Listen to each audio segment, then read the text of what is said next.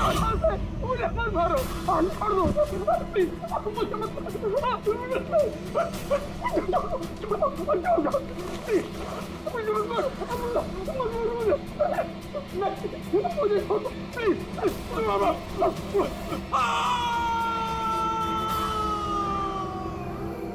छोड़ दो मुझे, मारो मत मुझे।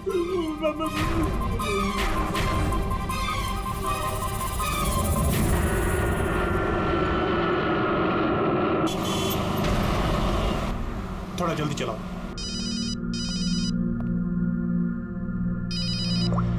हेलो, एसीपी प्रद्युमन सर, एक खून हुआ है। खून हुआ? कौन बोल रहा है? शहर के मशहूर बिजनेसमैन जयंतीलाल जी का खून। जयंतीलाल जी का खून हुआ? कौन बोल रहा है ये? देखिए सर, मैं कौन बोल रहा हूँ ये इम्पोर्टेंट नहीं है। इम्पोर्टेंट ये है कि सेठ जी का खून हुआ है और उनके घर वाले उनकी बॉडी को अंतिम संस्कार के लिए लेकर जा रहे हैं। देखिए सर, अगर बॉडी जल गई तो खूनी कभी नहीं पकड़ा जाएगा। आप देरी मत कीजिए प्लीज, जल्द से जल्द जाकर बॉडी जलाने से रोकिए। हेलो, आप कहाँ से बोल रहे हैं? कौन है आप? हेलो? Damn it.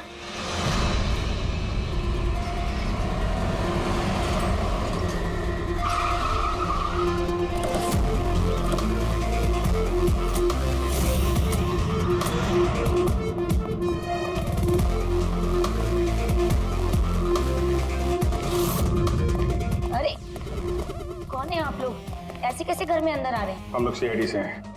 घर के सारे लोग कहाँ हैं? सर वो लोग तो साहब की बॉडी लेकर शमशान घाट गए हैं। शमशान घाट गए?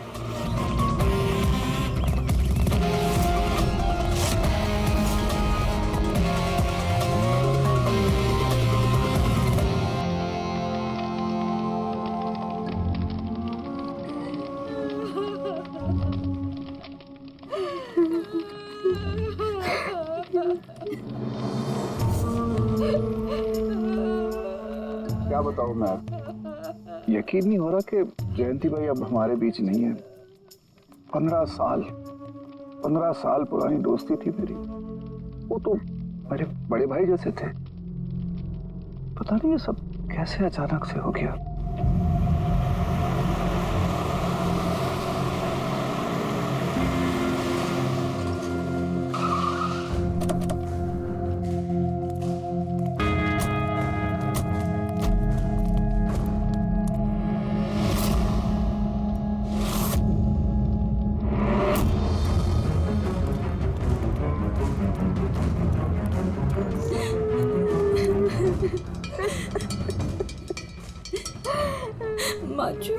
एक्सक्यूज मी,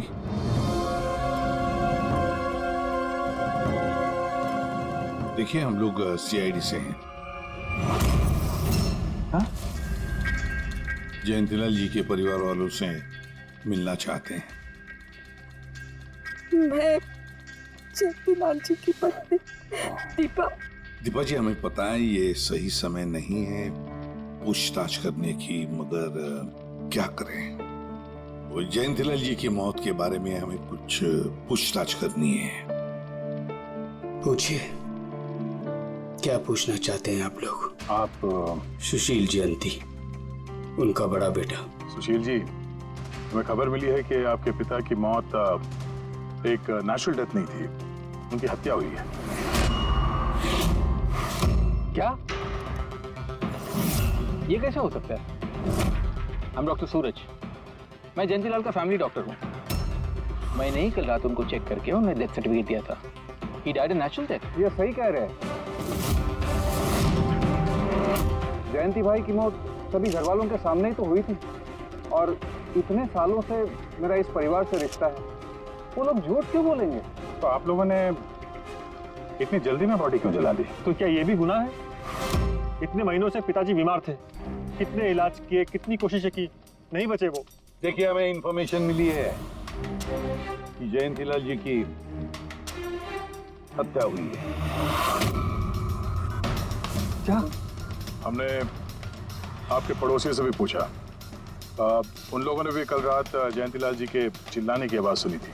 देखिए, पड़ोसियों ने जो कहा वो सही है, लेकिन उनको या आप लोगों को सही बात नहीं पता है। और वो सही बात क्या है? पिछले 3 महीने से डैडी की दिमागी हालत भी ठीक नहीं थी। वो ना सिर्फ लोगों को और बातों को भूलने लगे थे, बल्कि उनको हेलुसिनेशन यानी भ्रम हो गया था। गलत सही, सच झूठ का फर्क उनको समझ में नहीं आ रहा था। दौरे पड़ने लगे थे उनको लगने लगा था जैसे उनको कोई मारने वाला है। कल रात भी उनको ऐसा ही दौरा पड़ा था।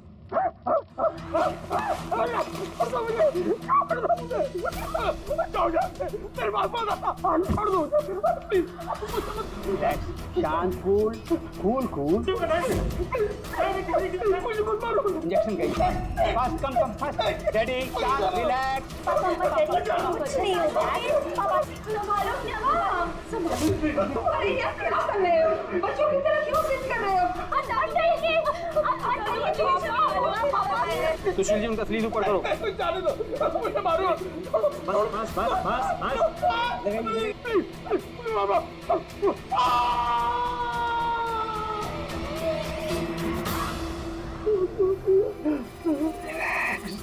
और इस बार अटैक इतना बड़ा था कि मुझे उन्हें बेहोशी का इंजेक्शन देना पड़ा और 2 घंटे बाद उनकी मौत हो गई। मैं आपको सारी डिटेल्स दे सकता हूँ, उनकी मेडिकल रिपोर्ट्स, मेडिकल हिस्ट्री, दवाइयाँ, सब कुछ दे सकता हूँ मैं आपको। हो गई तसल्ली आपको? अब हम अपना काम कर लें। इतनी जल्दी भी क्या है हेमंत? जरा सच तो सामने आ जाए।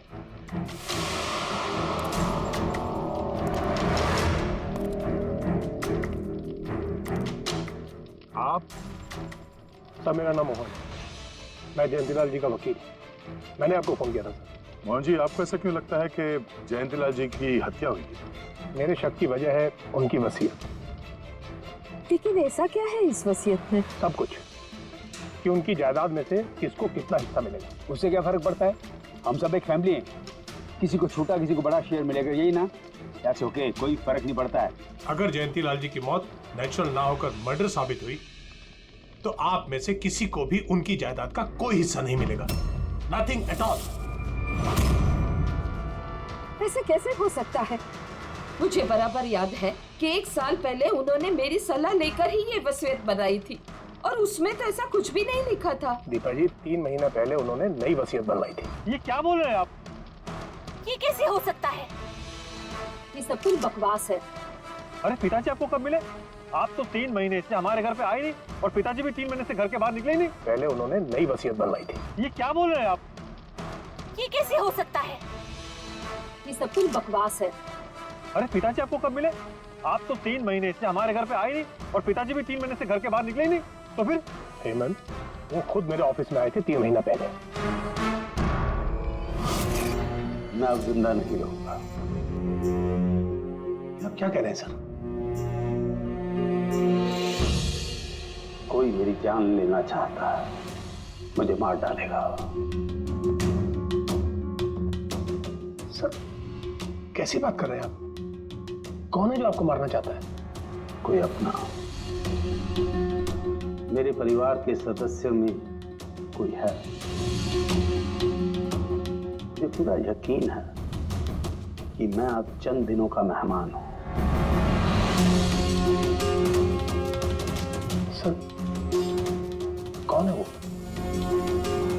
कहा ना, कोई अपना।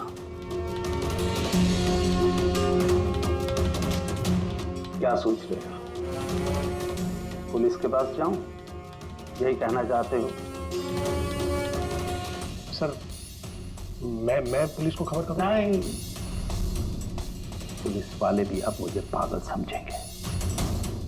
तुम मेरा एक काम करो मोहन, मेरा वसीयतनामा बदल डालो। अगर मेरी मौत हो जाती है और मौत के बाद ये साबित होता है कि उसका कारण मेरा परिवार है, तो मेरा बिजनेस, मेरा पैसा, मेरा कुछ भी परिवार के किसी भी सदस्य के नाम नहीं होगा। सर, अगर परिवार के सदस्य को नहीं मिलेगा तो किसको मिलेगा?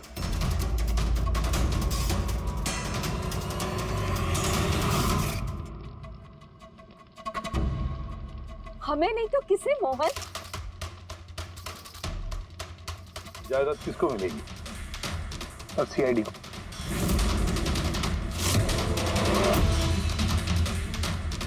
क्या बकवास कर रहे हैं आप? जी सर। अगर जयंतीलाल जी की मौत हत्या साबित होती है तो उनकी सारी जायदाद जो कि लगभग 5,000 करोड़ है वो सीआईडी को और पुलिस वेलफेयर डिपार्टमेंट को मिलेगी। ये क्या मजाक कर रहे हैं आप? ऐसा कैसे हो सकता है? हो सकता है अगर उनकी मौत हत्या साबित हुई तो। लेकिन उनकी तो हत्या हुई नहीं, हम वहीं तो थे। जो कुछ भी हुआ हमारे सामने हुआ है। उनकी हत्या हुई है या नहीं वो हम पता लगा लेंगे। अरे आप कैसे पता लगाएंगे? बॉडी तो है ही नहीं। बॉडी जल चुकी तो क्या हुआ, राख तो है। जब तक ये केस सुलझती नहीं तब तक जयंतीलाल जी की राख हमारी कस्टडी में रहेगी। अरे लेकिन सॉरी मैम।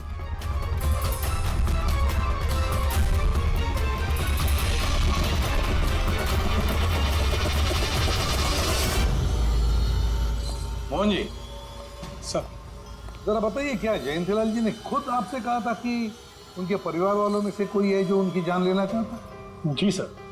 क्यों?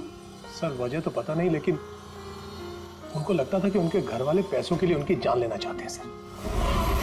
बेटों से वो खुश भी नहीं थे।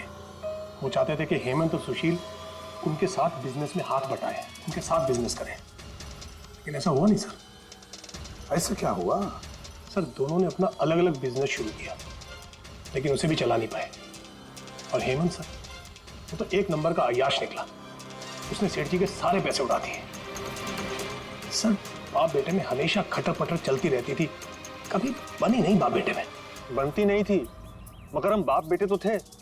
मुझे पैसों की बहुत जरूरत थी, लेकिन इसका ये मतलब थोड़ी है कि मैं अपने पिता को ही मार दूंगा। मार भी सकते हो। आखिरकार दुनिया में आधी से ज्यादा गुनाह तो पैसों के लिए ही होते हैं। फिर तो सुशील भैया की वजह मुझसे बड़ी थी। उनका पिछला बिजनेस उन्होंने घाटे में बंद किया और अभी जो है वो नुकसान में चल रहा। सर मार्केट का बहुत पैसा है उनके ऊपर, और डैडी भी इस बार सुशील भैया की मदद करने के लिए रेडी नहीं थे। सर मैं मानता हूँ कि डैडी नाराज थे, नहीं दे रहे थे मुझे पैसे, पर मुझे ये भी पता है कि वो मुझे और मेरे परिवार को मरने के लिए नहीं छोड़ सकते थे। खून में उनका खून तो हो, इसीलिए पैसों के लिए अपनों का ही खून बहा दिया। सर एक आइडिया है। क्या है कि अब जो हुआ सो हुआ, उसको बदला तो नहीं जा सकता, लेकिन इस सिचुएशन से अपना फायदा जरूर निकाल सकते हैं। क्या मतलब? वो सर आप ये मामला सुलझा दीजिए। मान लीजिए कि नेचुरल डेथ थी। अब वसीयत के हिसाब से पैसे सीआईडी और मुंबई पुलिस की जगह हमें मिलेंगे, जो उसके असली हकदार हैं। नहीं, आप लोगों का जो नुकसान हुआ होगा वो हम आपस में समझ लेंगे ना। सुशील जी, हर आदमी एक जैसा नहीं होता, और दोबारा ऐसे बात करने की गलती नहीं करना, समझे? तुम अपनी दादाजी से बहुत करीब थी ना? दादाजी मुझे बहुत प्यार करते थे। हम दोनों बेस्ट फ्रेंड्स के जैसे थे, एक दूसरे से सारी बातें शेयर करते थे। कभी दादाजी ने तुमसे ये कहा था कि उनकी जान को खतरा है, कोई उन्हें मारना चाहता है, ऐसे कभी कुछ कहा था उन्होंने? उन्हें हर किसी से डर लगता था। दादाजी सिर्फ मेरे पे विश्वास करते थे, बाकी उन्हें सबसे डर लगता था। तो उन्हें लगता था कि कोई उन्हें मार देगा। चलो दादू, अब हम खाना खाएंगे। क्या ये? चलो चलो चलो चलो दादू। मुझे वो सब लोग इसमें जहर मिला के मुझे मारना चाहते हैं। कौन मारना चाहता है दादू आपको? वो सब लोग मिले हुए हैं, सब मेरे खिलाफ साजिश कर रहे हैं।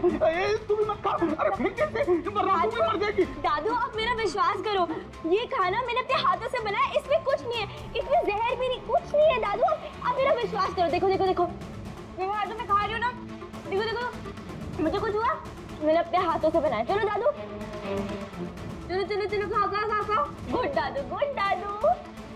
चलो एक और बाइट, जल्दी से जल्दी से जल्दी से जल्दी से एक और बाइट खाएंगे।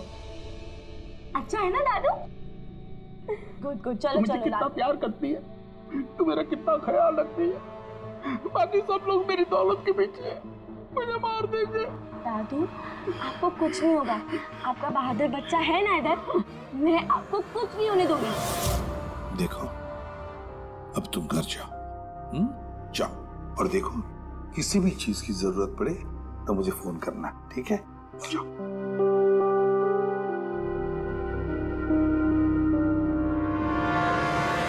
हाँ सारुके, बता क्या निकला राख में से?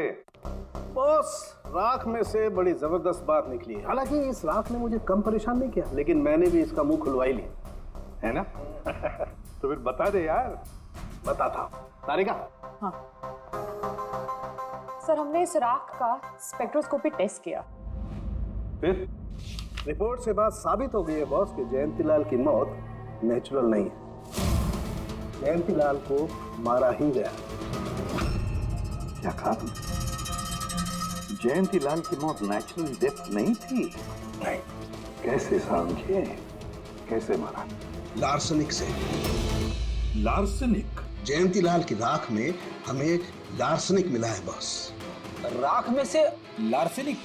सर, कुछ केमिकल्स और हेवी मेटल्स, धातु ऐसे होते हैं जो जलने पर भी नहीं खत्म होते। लार्सेनिक उनमें से एक है, इसलिए लाश के पूरी तरह जल जाने के बावजूद उसमें मौजूद लार्सेनिक जलाने और राख में ऐसे ही रहा। लेकिन एक बात समझ में नहीं आ रही है साहब कि अगर जयंतीलाल की मौत लार्सेनिक की वजह से हुई है तो फिर उसके फैमिली डॉक्टर सूरज को ये पता कैसे नहीं चला? पता कैसे नहीं चला? उसने नेचुरल डेथ का सर्टिफिकेट इश्यू किया ही कैसे और क्यों? बॉस, अगर लार्सनिक जैसा जहरीला केमिकल इंसान के शरीर में एक साथ बहुत ज्यादा मात्रा में पहुंचा दिया जाए तो इंसान की तुरंत मौत हो जाती है। लेकिन अगर यही जहर धीरे धीरे थोड़ी थोड़ी मात्रा में उसके शरीर में पहुंचाया जाए तो उसकी मौत एक साथ एकदम नहीं होती है। पहले उसकी याददाश्त जाती है, फिर उसे अजीब अजीब से सपने आने लगते हैं, उसे हेलुसिनेशन होने लगता है, भ्रम होने लगता है, फिर पागलपन के दौरे पड़ते हैं। और जयंतीलाल के साथ ये सब कुछ हो रहा था। लार्सनिक? जी हाँ, लार्सनिक। और इससे यह साबित हो गया कि जयंतीलाल जी की मौत बीमारी से नहीं बल्कि उनका खून किया गया। लेकिन ये किया किसने? वही पता करने हम लोग यहाँ हैं। अभिजीत, जयंतीलाल जी का कमरा चेक करना पड़ेगा। Okay sir.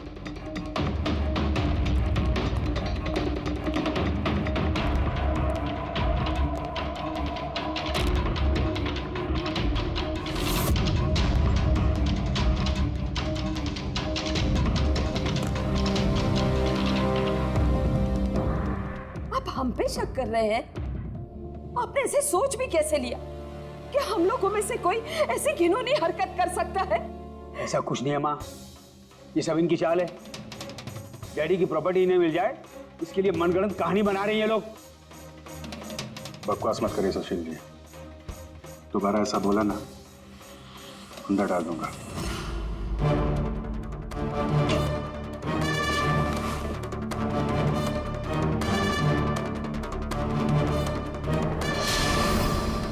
आप धमका कर हमें चुप करा सकते हैं लेकिन कुछ साबित नहीं कर सकते। एग्जैक्टली आप लोग ये सब कुछ इन 5,000 करोड़ के लालच में कर रहे हैं ना?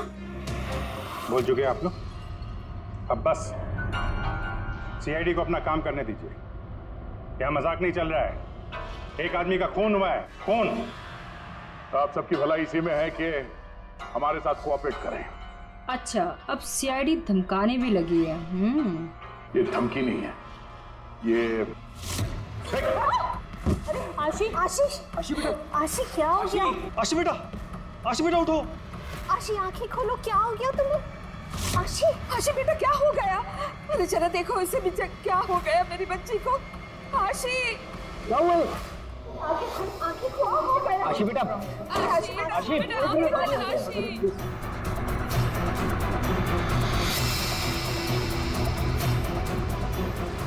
क्या हो गया आशी? आशी, इसे हॉस्पिटल ले जाना पड़ेगा फौरन। हाँ पंकज, क्या? माय गॉड, ये अच्छा ठीक है। क्या हुआ? डॉक्टर सूरज ने आशी के कुछ टेस्ट किए थे, पता चला कि उसके खून में भी लार्सेनिक है। लेकिन सर, लार्सेनिक आशी के खून में पहुंचा कैसे होगा? सर ऐसी कोई कॉमन चीज जो जयंती लाल जी और आशी दोनों के कांटेक्ट में आई हो? खाना। अब आशी ने बताया था ना कि कुछ दिनों से जयंती लाल जी का खाना वो खुद टेस्ट कर रही थी। नहीं बस खाना नहीं, ये कुछ और है। ये सालों के साथ ये आपको कैसे पता चला? बताता हूँ। बस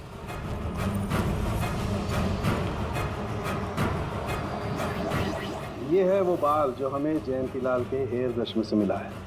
अब लार्सेनिक तो अधिकतर नाखूनों में और बालों में ही जमा होता है।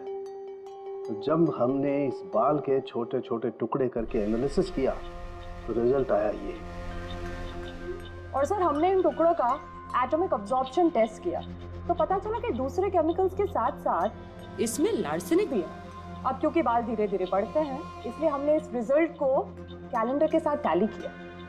बॉस, तब हमें पता चला कि जयंती लाल को ये लार्सेनिक 8 से 10 दिन के गैप में दिया जा रहा। और 8-10 दिन के गैप में?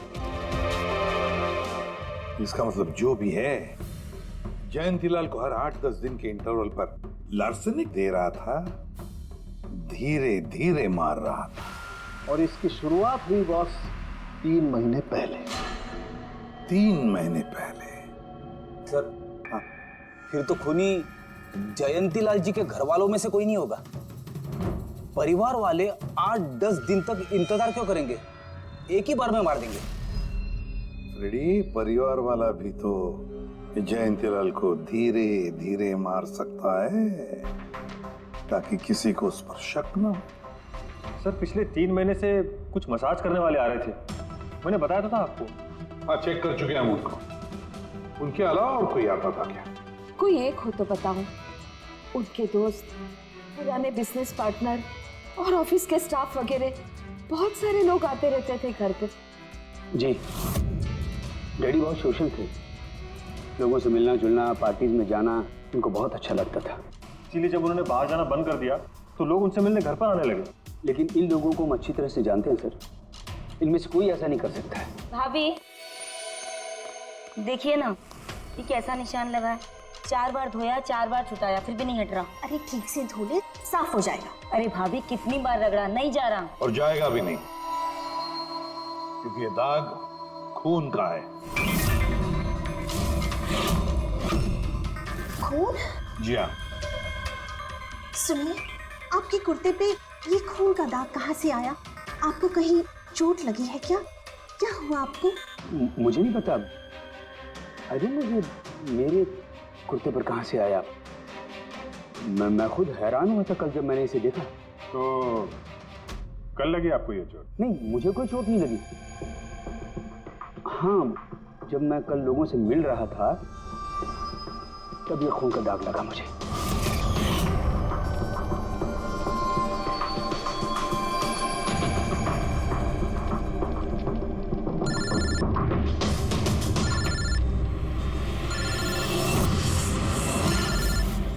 बिना चोट खून के धब्बे, अजीब बात है। वही तो। और कुछ हुआ था कल? कोई खास बात? नहीं सर, और कोई खास बात नहीं। साहब एक बात अजीब हुई थी। क्या? कल सुबह मुझे गार्डन में कांच के कुछ टूटे हुए टुकड़े मिले थे। कांच के टूटे हुए टुकड़े? तो फिर? साहब उन टुकड़ों में खून लगा हुआ था। क्या? कांच के टुकड़ों में खून लगा हुआ था? जी। कहाँ पर है वो? अब वो तो मैंने कचरे के डिब्बे में डाल दिए। इस कुत्ते पे खून, कांच के टुकड़े पे खून। कहाँ देखे थे वो कांच के टुकड़े तुमने? ये देखिए, यहाँ पर मिले थे मुझे कांच के टुकड़े। यहाँ पर? जी।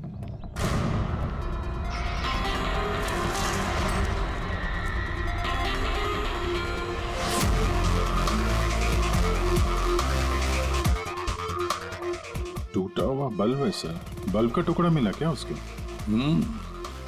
काम करो अभिजीत, इस घर में जितनी भी लाइटें हैं, लैंप्स हैं, सब चेक करो। देखो कोई बल्ब गायब है क्या।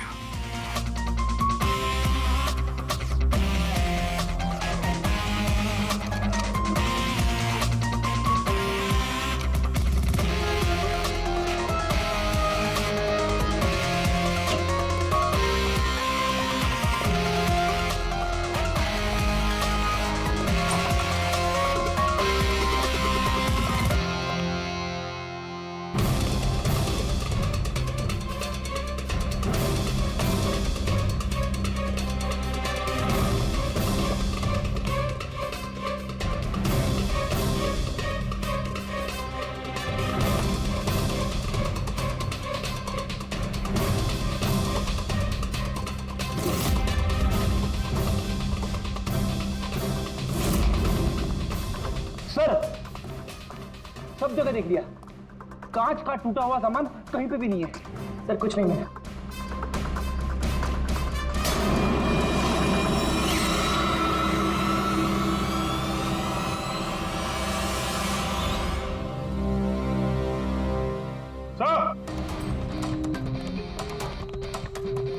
हाँ जी, ये सही है, देखिए यहाँ का बल्ब गायब है।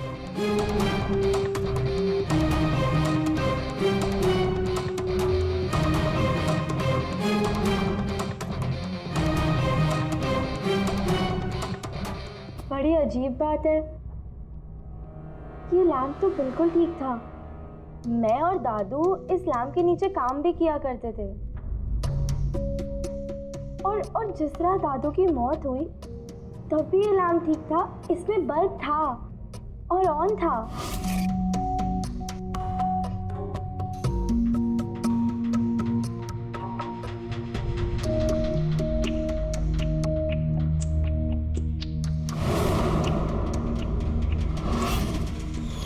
तो फिर इस लैंप से बल्ब अचानक गायब कैसे हो गया? क्या कविता? नहीं साहब, मुझे कुछ नहीं मालूम कि बल्ब कैसे गायब हुआ, किसने निकाला, मैं कुछ नहीं जानती। लेकिन सर ये बल्ब कोई गायब करेगा क्यों? सर इस बल्ब का और इस लैंप का कुछ ना कुछ तो लेना देना है इस केस में।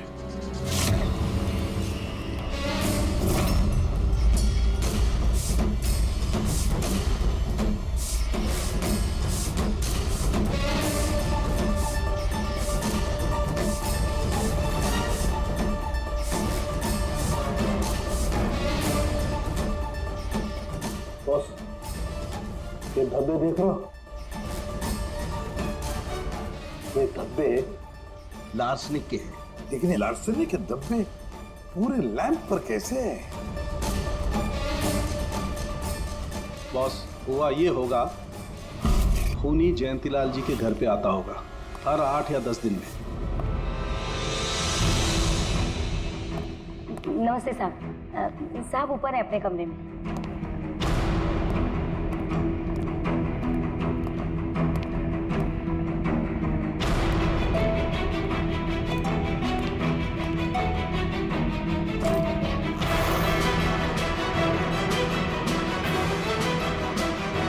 और चुपके से जयंतीलाल के टेबल लैंप पे लार्सनिक छिड़कता होगा।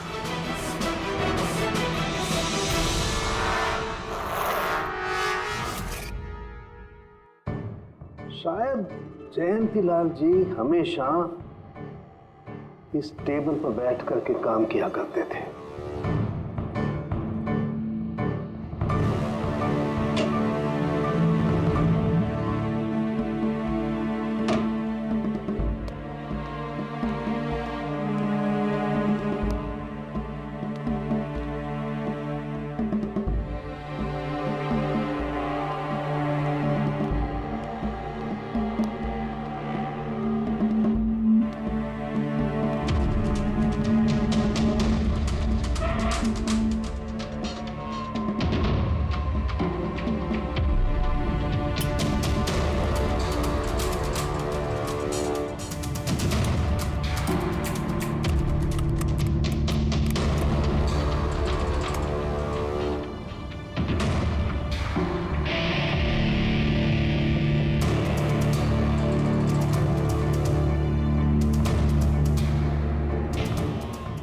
जैसे ही ये बल्ब गर्म होता था, लार्सनिक धीरे धीरे फैलकर जयंतीलाल जी की सांसों में घुल जाता था।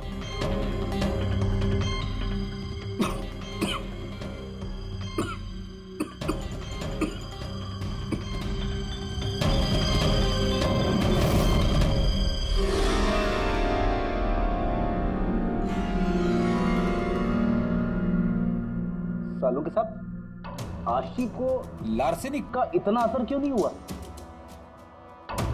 उसे लार्सनिक का इतना असर इसलिए नहीं हुआ फ्रेडी, क्योंकि वो यहां हमेशा नहीं रहती थी, कभी कभी आती थी अपने दादाजी के पास। यार ये जो भी कोई है, इस जयंतीलाल के और घर वालों के करीब का ही कोई है, इसलिए वो जयंतीलाल की मौत के वक्त यहां मौजूद था, और मौत होने के बाद में सबूत मिटाने के लिए उसने उस लैंप में से वो बल्ब निकालकर अपने जेब में रख दिया होगा, और फिर सभी घर वालों से मिलते वक्त सुशील जी को भी अपने गले लगा लिया। जैसे सुशील को उसने गले लगा लिया, उसके जेब में जो उसने बल्ब छुपा के रखा होगा वो फूट गया, जिसकी वजह से उसके कमर में जख्म भी हुई, और उस जख्म से जो लहू निकला, जो खून निकला, वो सुशील के कपड़ों पर आया। मतलब सर, खूनी घर वालों में से ही कोई होगा? नहीं फ्रेडी, घर वाला तो नहीं लगता, और घर वाला होता तो बस जेब में रख के थोड़ी ना घूमता। ये तो कोई ऐसा आदमी है जिसके पास वही एक मौका था सबूत मिटाने का, वो चंद मिनट। घर वाला तो कभी भी निकाल लेता। सर उस दिन तो कितने लोग आए थे यहाँ, खूनी का पता कैसे चलेगा? सर उस दिन मीडिया के लोग भी आए थे, कौन आया कौन गया ये सब रिकॉर्ड तो किया ही होगा उन लोगों ने। तो चलो देख लेते हैं किस किस ने सुशील जी को गले लगाया था।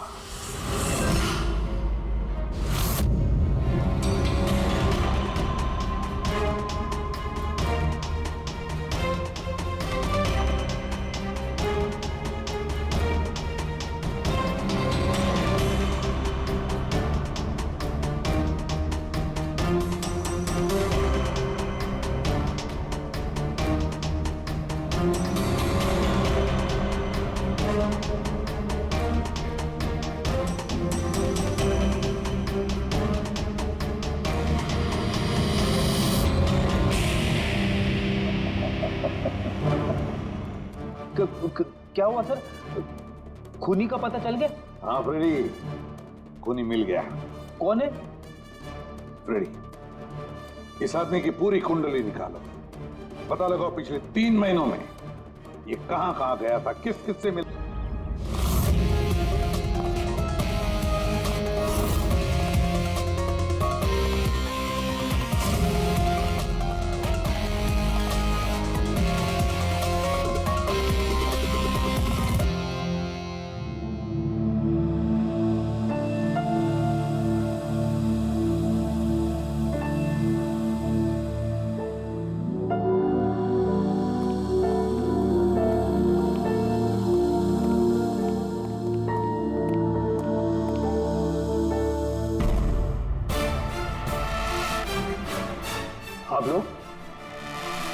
आप लोग फिर यहाँ हैं?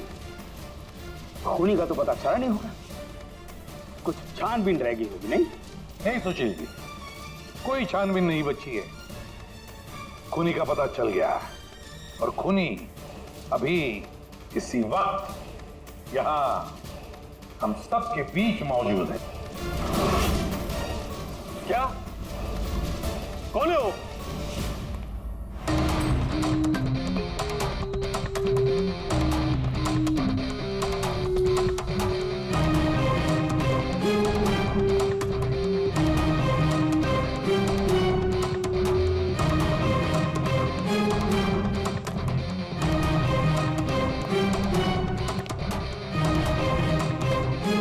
अरविंद जी,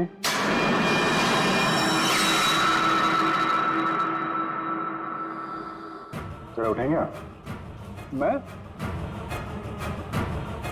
मैंने क्या किया? अरविंद जी, आपने क्या किया इसका तो पता हमने लगा ही दिया, बस अब आपके कारनामे हम आप ही के मुंह से सुनना चाहते हैं। क्या बकवास है ये?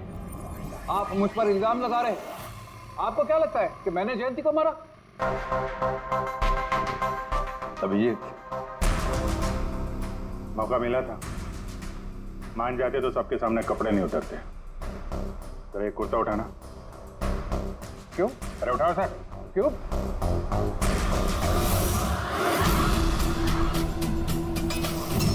क्या ये निशान कैसा है?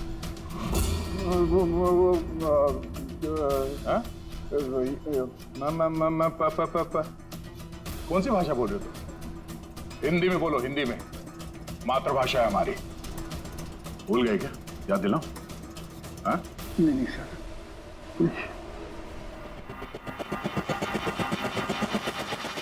बताता हूँ। नफरत करता था मैं जयंती से। 5 साल पहले हमने एक बिजनेस शुरू किया था। आज ये इतना बड़ा 5000 करोड़ का एम्पायर है ना, वो मेरे मेहनत की कमाई थी। मैंने अपनी जिंदगी की सारी जमा पूंजी इस बिजनेस पे लगाई थी, पर जयंती की नीयत में खोट थी। उसने मुझे धोखा दिया, मुझे मेरी कंपनी से निकाल दिया। तब मैंने सोचा कि जब मौका मिलेगा तो मैं इसका हिसाब चुकता करूंगा। और वो मौका तुम्हें मिला 3 महीने पहले एडवोकेट मोहन के ऑफिस में, जहां पर जयंतीलाल जी भी आए थे और तुम्हें चुपके से उन दोनों की बातें सुन ली थी। अगर मेरी मौत हो जाती है और मौत के बाद ये साबित होता है कि मेरी किसी ने हत्या की है, तो मेरा बिजनेस, मेरा पैसा, कुछ भी मेरे परिवार के किसी भी सदस्य को नहीं मिलेगा।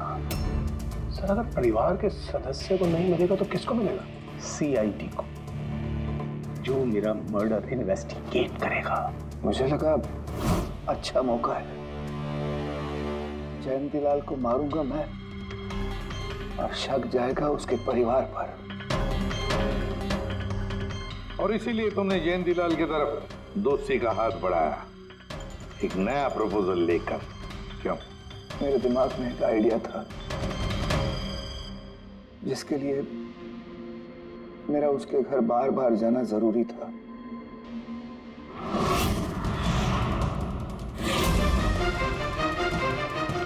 साहब ऊपर है अपने कमरे में।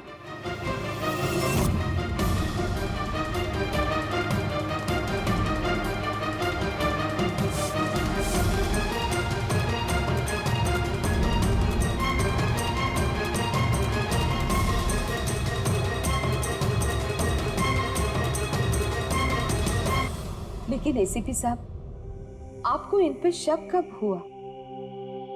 दीपा जी, जयंतीलाल जी की अंत्येष्टि के दिन जो मीडिया कवरेज हुआ था, जो मीडिया वालों ने वीडियो फुटेज लिया था, उसकी मदद से जयंतीलाल जी के अंत्येष्टि के दिन घर के बाहर जो इन्होंने कुर्ता पहना था, शमशान भूमि पर वो कुर्ता बदल दिया गया था, क्योंकि उस पर खून जो लगा हुआ था। क्यों Arvind ji?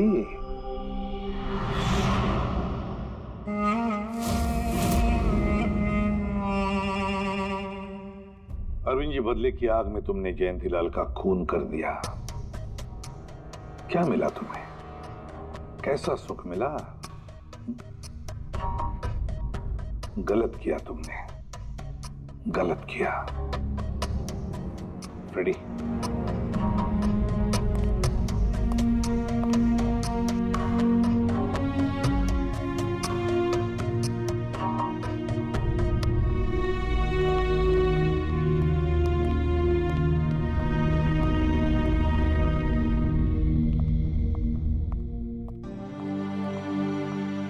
Thank you sir, thank you very much. And we are sorry, हम लोगों ने आपको काफी बुरा भला कहा। दरअसल हमें लगा कि पैसों के चक्कर में आप हम परिवार वालों को इस केस में कल्प्रिट बनाने की कोशिश कर रहे हैं। नहीं, कोई बात नहीं। एसीपी साहब, मैं मेरे पति की अंतिम इच्छा पूरी करना चाहती हूँ।